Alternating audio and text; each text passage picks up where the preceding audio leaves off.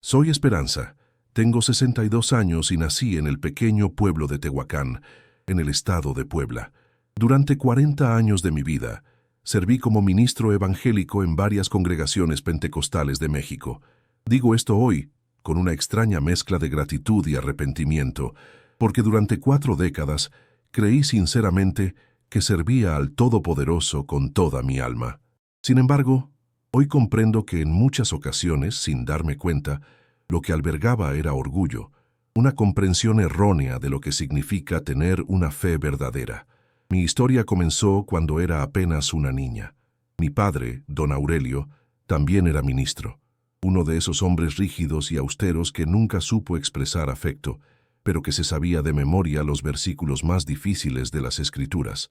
Había crecido en la extrema pobreza de las montañas de Oaxaca, enfrentando injusticias que marcaron su alma para siempre.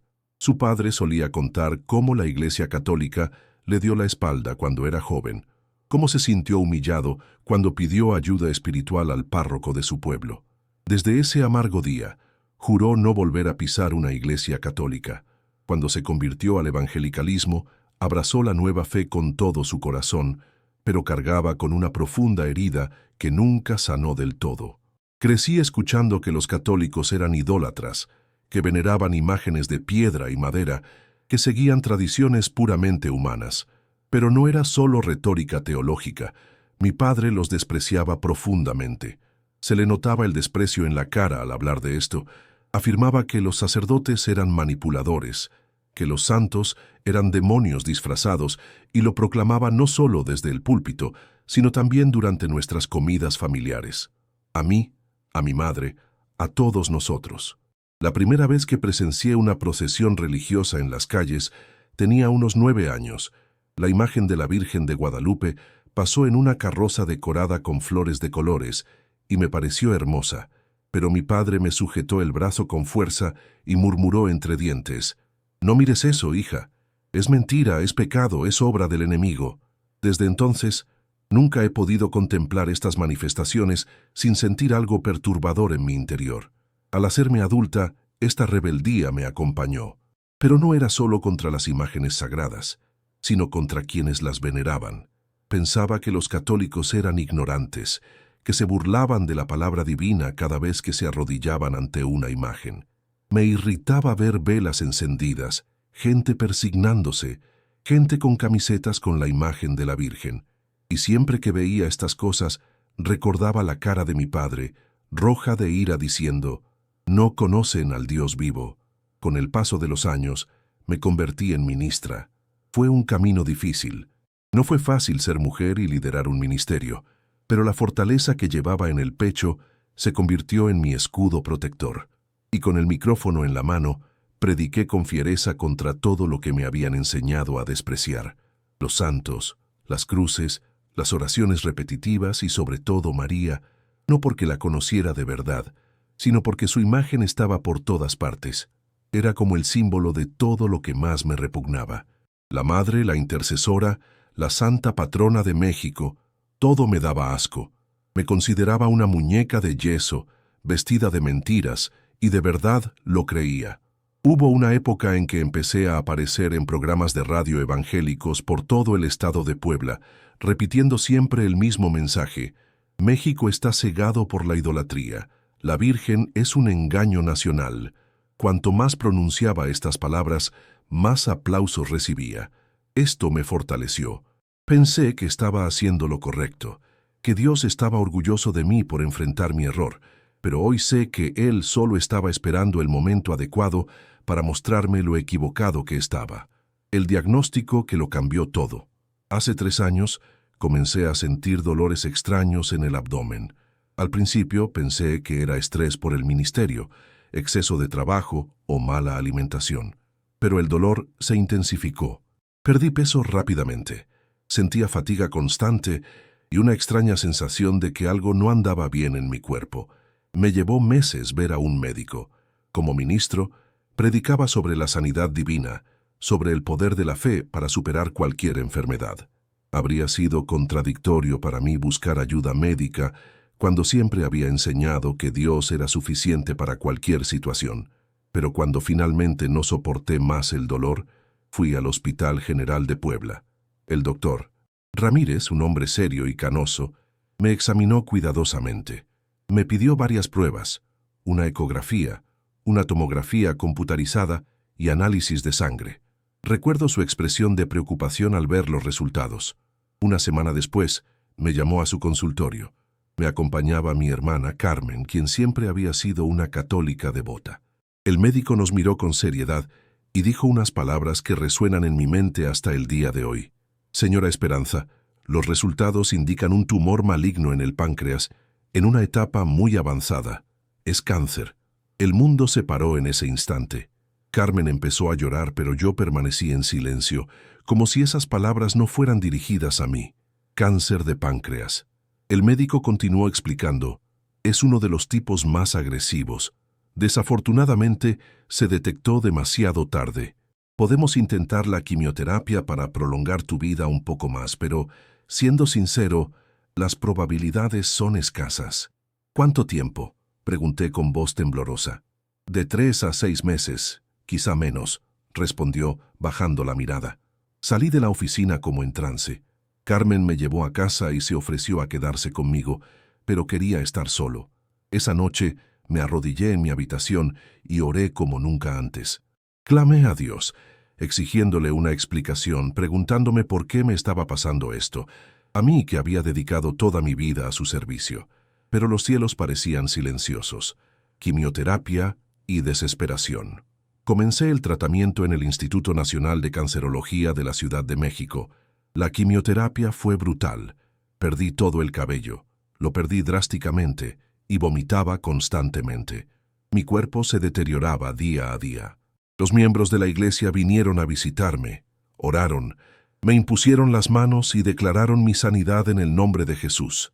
Intenté mantener la fe, repitiendo versículos bíblicos y afirmando que Dios me sanaría porque era su fiel siervo. Pero en secreto, en el silencio de la madrugada, cuando el dolor era insoportable, comencé a dudar. Si Dios realmente tenía el poder de sanarme, ¿por qué no lo hizo? ¿Acaso mi fe era insuficiente? ¿Había algún pecado oculto en mi vida? Después de 4 meses de tratamiento, el doctor Ramírez me devolvió la llamada. Las imágenes mostraron que el tumor había crecido aún más. La quimioterapia no estaba funcionando. Lo siento, señora Esperanza, dijo. No hay nada más que podamos hacer. Le sugiero que se vaya a casa y disfrute del tiempo que le queda con su familia. Los médicos habían perdido la esperanza. Esa frase resonaba en mi cabeza mientras conducía de regreso a Tehuacán. Carmen lloró en el autobús, pero yo permanecí en silencio, mirando por la ventana las montañas de Puebla, pensando que podría ser la última vez que las viera. El encuentro en la basílica de vuelta en mi ciudad, decidí pasar mis últimos días en casa, rodeado de las cosas que me eran familiares, pero sentía una inquietud inexplicable en el corazón, la sensación de que algo importante estaba incompleto. Una tarde, mientras caminaba por la plaza central de Tehuacán, vi un cartel que anunciaba una peregrinación a la Basílica de Guadalupe en la Ciudad de México. Miles de personas de todo México acudirían a venerar a la Virgen. Algo extraño me conmovió al leerlo. Esa noche no pude dormir. No dejaba de pensar en la basílica, en la imagen de la Virgen, en las multitudes que acudían buscando milagros. Durante años había predicado contra ella, llamándola superstición e idolatría. Pero ahora, ante la muerte, algo dentro de mí anhelaba ir allí. No era fe, era pura desesperación. Si los médicos ya se habían dado por vencidos, si Dios parecía sordo a mis oraciones, tal vez había algo en ese lugar que nunca había entendido. A la mañana siguiente, le dije a Carmen que quería ir a la Basílica de Guadalupe.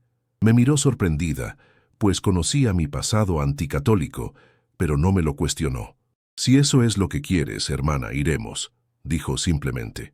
Llegamos a la Ciudad de México en un autobús lleno de peregrinos. Estaba muy débil, necesitaba una silla de ruedas. Carmen me empujó lentamente hacia la basílica y observé a esas miles de personas, familias enteras, jóvenes y mayores, algunos caminando de rodillas, otros con flores, todos con la misma mirada de esperanza. Cuando finalmente entramos a la basílica y vi la imagen de la Virgen de Guadalupe, Algo inexplicable me invadió el corazón. Toda esa rabia, todo ese desprecio que había cargado durante décadas, simplemente se desvaneció. Lo que vino fue una muñeca de yeso, como solía decir, sino el rostro de una madre, una mirada de infinita compasión. Carmen me empujó hasta la imagen. Cientos de personas rezaban, algunas lloraban, otras simplemente contemplaban en silencio. Por primera vez en mi vida me sentí pequeña ante esa presencia maternal, la oración que lo cambió todo. Cerré los ojos y por primera vez le hablé. No fue una oración formal, ni palabras bonitas, fue el grito desesperado de una mujer moribunda. Virgen María, no sé si realmente me oyes. Toda mi vida he hablado mal de ti, he predicado contra ti, te he llamado ídolo. Quizás tengas todo el derecho a darme la espalda ahora, pero me estoy muriendo, y los médicos dicen que ya no hay nada que hacer. Si de verdad eres madre, si de verdad amas, por favor, ten piedad de mí. No te pido que me sanes porque lo merezca, sé que no merezco nada, pero si puedes, si hay alguna posibilidad, por favor, ayúdame. Lloré como nunca antes. 40 años de penurias, orgullo y certezas absolutas se desvanecieron en ese instante. Carmen también lloraba a mi lado, tomándome de la mano. Nos quedamos allí durante horas. De vez en cuando abría los ojos y contemplaba el rostro sereno de la Virgen, y tenía la extraña sensación de que realmente me veía, de que mis palabras no se perdían en el vacío. Cuando finalmente decidimos irnos, algo cambió en mí. No puedo explicar exactamente qué, pero sentí una paz que no había experimentado en mucho tiempo, como si me hubieran quitado un gran peso de encima. Las primeras señales de regreso a Tehuacán, dormí profundamente por primera vez en meses. Carmen dijo después que estaba preocupada porque dormí tan plácidamente que parecía plácida de otra manera. En los días siguientes comencé a notar cambios sutiles en mi cuerpo. El dolor constante que me aquejaba había disminuido significativamente. Podía comer un poco más sin vomitar inmediatamente. Tenía más energía para caminar distancias cortas. Al principio, pensé que eran fluctuaciones normales de la enfermedad. El cáncer a veces da un respiro temporal antes de volver a progresar, pero los días pasaban y me sentía cada vez mejor. 2 semanas después de nuestra visita a la basílica, Carmen insistió en que fuera al médico para una revisión de rutina. El doctor Morales, quien me atendía en Tehuacán, se sorprendió de mi aspecto. «Se ve mucho mejor, señora Esperanza», dijo. «¿Cómo se siente?» «Mejor, doctor, mucho mejor», respondí. Decidió hacerse unas pruebas básicas, análisis de sangre y una ecografía. Cuando llegaron los resultados, su expresión fue de total incredulidad. Sus marcadores tumorales habían disminuido drásticamente. La ecografía mostró una reducción significativa del tamaño de la masa. «Esto es inusual», murmuró, revisando los resultados varias veces. «Repitamos las pruebas. Puede que haya habido un error». El milagro confirmado. Las pruebas se repitieron en el Hospital General de Puebla y luego en el Instituto Nacional de Cancerología de la Ciudad de México. Todas confirmaron lo mismo. El tumor estaba desapareciendo. El doctor Ramírez, el oncólogo que se había dado por vencido, solicitó un panel médico. Varios especialistas analizaron mi caso. Realizaron tomografías computarizadas más detalladas, biopsias y todas las pruebas imaginables. La conclusión fue unánime. El cáncer estaba en remisión completa. En mis 30 años de carrera, nunca había visto algo así, dijo el doctor Ramírez, negando con la cabeza. No hay explicación médica para lo que te pasó. El tumor era terminal y ahora es como si nunca hubiera existido. Es un milagro, doctor, dijo Carmen, que estaba conmigo en la cita. La miró con seriedad. Sabes que soy un hombre de ciencia, pero en casos como este, quizá haya fuerzas que no entendamos. Sabía exactamente qué fuerza había actuado en mi vida. En silencio, agradecí a la Virgen María su infinita misericordia. La transformación interior. La sanación física fue solo el comienzo. Lo que realmente me cambió fue mucho más profundo que simplemente eliminar el cáncer. Fue como si mi visión del mundo se hubiera transformado por completo. Comencé a ver la fe católica con otros ojos. Aquellas personas que consideraba ignorantes por venerar imágenes, en realidad demostraron una humildad que yo nunca tuve. Reconocieron su insignificancia ante el misterio divino, mientras que yo siempre intentaba tener todas las respuestas. Abandoné gradualmente el ministerio evangélico. No fue una decisión abrupta ni drástica. Simplemente comencé a sentir que ya no podía predicar con la misma certeza absoluta que antes. ¿Cómo podía seguir condenando prácticas que habían sido fundamentales para mi salvación? Algunos miembros de la Iglesia intentaron convencerme de que mi sanación era obra exclusiva de Jesús, que la Virgen no tenía nada que ver. Pero en el fondo de mi corazón sabía que fue ella quien intercedió por mí, quien llevó mi clamor desesperado a los pies de su Hijo. Un nuevo viaje de fe. Hoy, 5 años después de mi curación milagrosa, vivo una fe completamente diferente. No me he convertido formalmente al catolicismo. Todavía asisto a algunas reuniones evangélicas cuando me apetece, pero mi espiritualidad ahora incluye naturalmente la veneración a la Virgen María. Tengo una imagen de la Virgen de Guadalupe en casa. No es grande ni recargada, es sencilla, pero me da una paz indescriptible. Rezo el rosario, le prendo velas y le pido su intercesión en momentos de necesidad. Carmen bromea diciendo que ahora somos una familia dividida religiosamente. Ella siempre ha sido católica, yo siempre he sido evangélica y ahora estoy en un punto medio. Pero creo que es precisamente ahí donde deberíamos estar, en un estado de humildad donde reconocemos que el amor divino es más grande que nuestras divisiones humanas. Sigo creyendo en Jesús como mi Salvador, sigo leyendo la Biblia, sigo orando. Pero ahora también reconozco a María como mi Madre espiritual, como quien intercede por nosotros ante el trono de la gracia, ministrando de una nueva manera. Aunque he dejado el púlpito oficial, he encontrado una nueva forma de ministrar. Visito hospitales en Puebla y Ciudad de México, especialmente los departamentos de oncología. Hablo con personas que experimentan la misma desesperación que yo. No voy a hacer proselitismo ni a imponer mis creencias. Simplemente voy a compartir esperanza, a decir que hay una salida, incluso cuando los médicos no ven otra opción. Hace unos meses conocí a una mujer llamada Dolores, hospitalizada con cáncer de mama terminal. Era evangélica, como yo, y al principio se negaba a oír hablar de la Virgen María. «Hermana», me dijo, «usted sabe que esto es idolatría. No puedo rezarle a nadie más que a Jesús». La entendí perfectamente. «Dolores», respondí con suavidad, «pensé exactamente igual que tú. Pero cuando te estás muriendo y lo has intentado todo, cuando incluso Dios parece callar, a veces hay que dejar el orgullo a un lado y simplemente pedir ayuda». No insistí más ese día, pero volví varias veces a visitarla, solo para hablar, para hacerle compañía. Poco a poco, empezó a hacer preguntas. «¿Cómo supiste que te ayudaría? ¿No tenías miedo de estar pecando? ¿Qué dijeron tus hermanos de la iglesia?» En mi 5ª visita, Dolores me preguntó, «¿Puedes enseñarme a rezarle a la Virgen? Solo para intentarlo. Ya no aguanto más». Rezamos el rosario juntas, en voz muy baja, para que ningún otro paciente pudiera oírla. Dolores lloraba mientras recitaba las Avemarías, como si cada palabra fuera una súplica desesperada.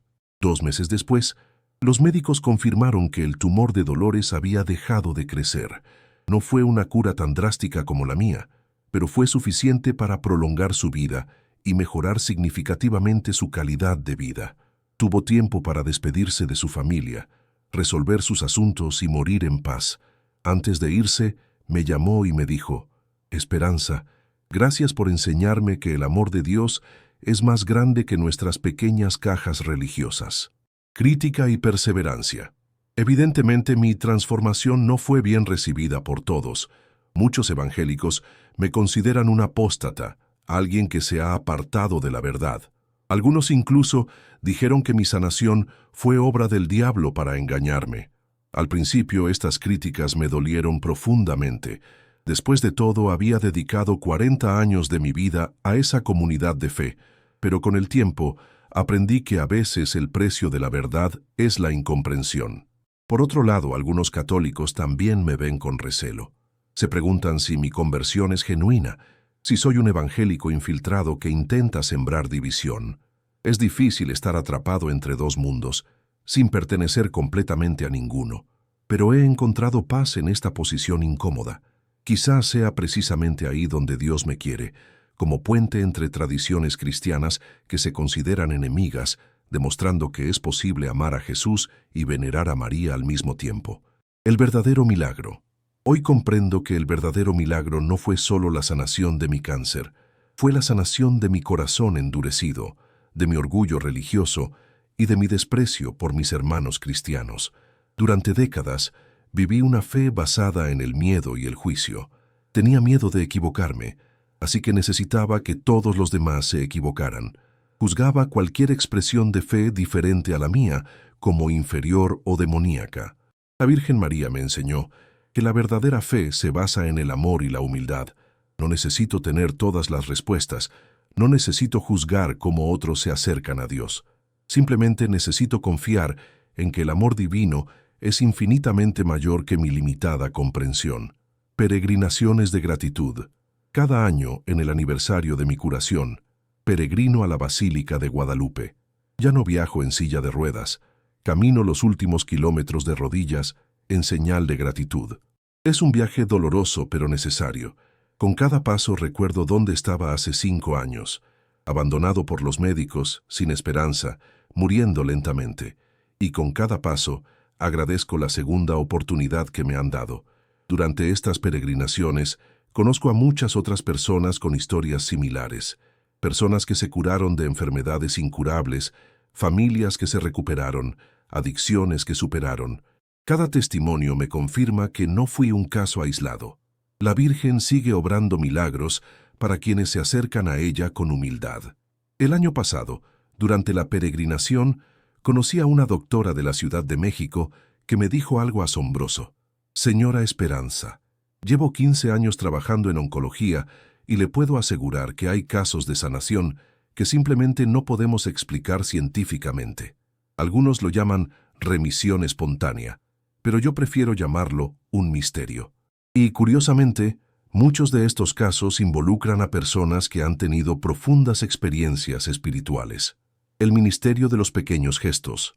Aunque ya no tengo un ministerio formal, he descubierto que Dios me usa de maneras mucho más sutiles y poderosas. Una sonrisa para quien está triste, una palabra de esperanza para quien está desanimado, un abrazo para quien se siente solo.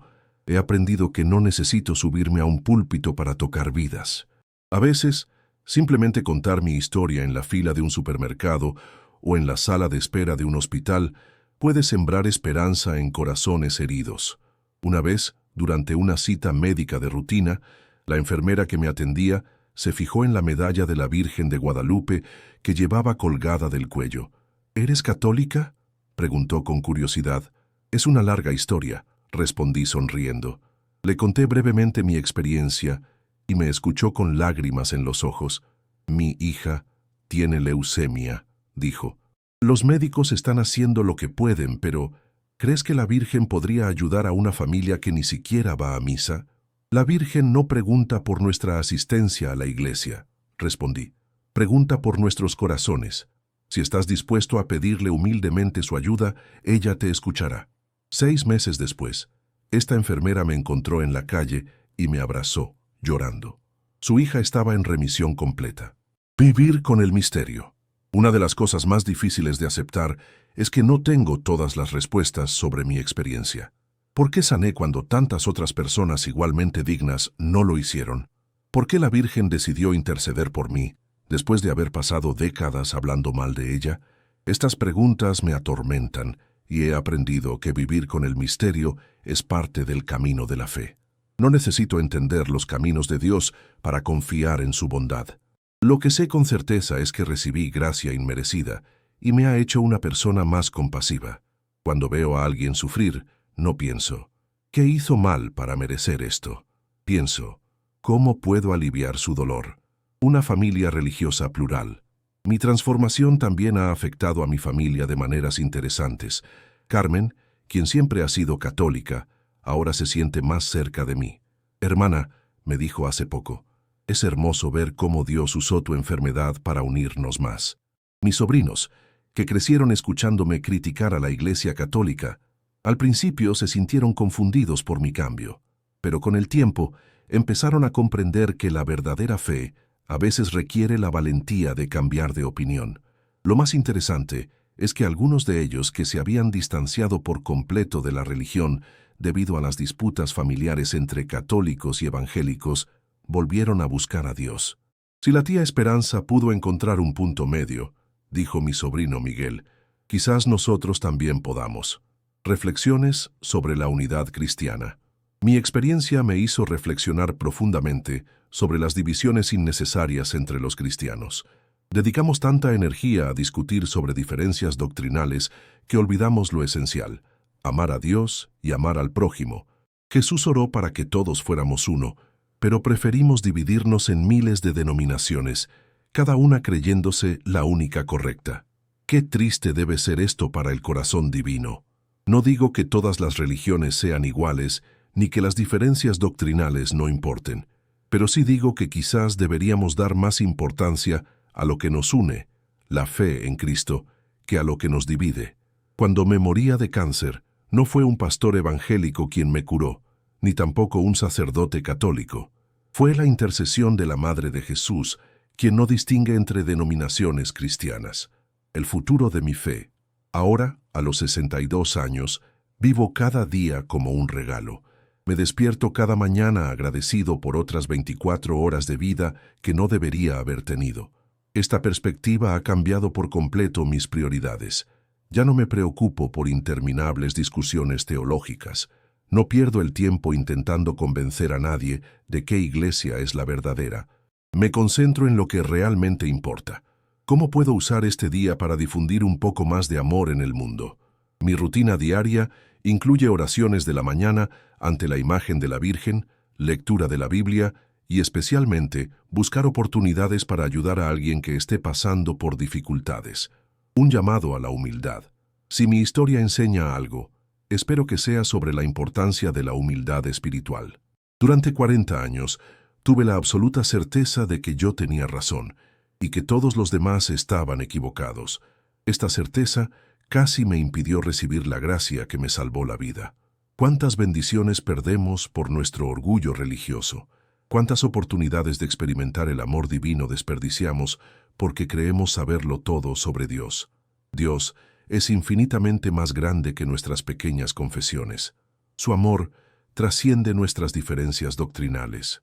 Su misericordia alcanza incluso a quienes lo critican sin conocerlo verdaderamente. Gratitud eterna. Termino esta historia como empecé, con gratitud. Gratitud por los médicos que hicieron lo que pudieron dentro de sus limitaciones humanas. Gratitud por mi hermana Carmen, quien nunca me juzgó y siempre me apoyó. Gratitud por la comunidad evangélica que, a pesar de las críticas posteriores, me formó en la fe en Cristo. Pero sobre todo estoy infinitamente agradecido a la Virgen María, quien intercedió por una mujer que no merecía su compasión. Me demostró que el divino amor maternal no guarda rencor. No guarda rencor, ni cierra puertas a quienes se acercan con un corazón arrepentido. Cada día, al mirar tu imagen en mi casa, susurro la misma oración: gracias, Madre mía, por no renunciar a mí cuando yo mismo me había dado por vencido. Un mensaje de esperanza. Para cualquiera que lea esto y se encuentre en una situación desesperada, ya sea una enfermedad terminal, una crisis familiar, una adicción que parece imposible de superar o una depresión profunda, quiero que sepa que no está solo. Hay una Madre Celestial que espera tu llanto. No importa tu religión, no importa cuántos errores hayas cometido, no importa si alguna vez has criticado o rechazado la fe católica. El corazón maternal de María es infinitamente más grande que nuestras fallas humanas. No digo que la sanación física siempre ocurre. Sé que mucha gente reza y no recibe el milagro que pide, pero les aseguro que quienes se acercan a Nuestra Señora con humildad siempre reciben algún tipo de sanación: sanación del alma, sanación del corazón, sanación del miedo, sanación de la soledad. Si lees esto y sientes que ya lo has intentado todo, que Dios parece sordo a tus oraciones, que ya no hay esperanza, te invito a hacer lo que yo hice: dejar a un lado el orgullo y clamar a la Madre de Jesús. No tiene que ser en una basílica famosa, puede ser en tu dormitorio, en tu sala, incluso en un hospital. Simplemente háblale como hablarías con tu propia madre. Cuéntale tu dolor, tus miedos, tus arrepentimientos. Pídele que interceda ante el trono de la gracia. Y luego espera, sin prisa, sino con la confianza de que ella te ha escuchado y actuará a su debido tiempo. El milagro continúa. Mi historia no terminó con la curación del cáncer. El verdadero milagro continúa desarrollándose cada día, a través de cada persona que encuentra esperanza al escuchar mi testimonio, a través de cada reconciliación familiar que presencio, a través de cada vida tocada por la misericordia divina.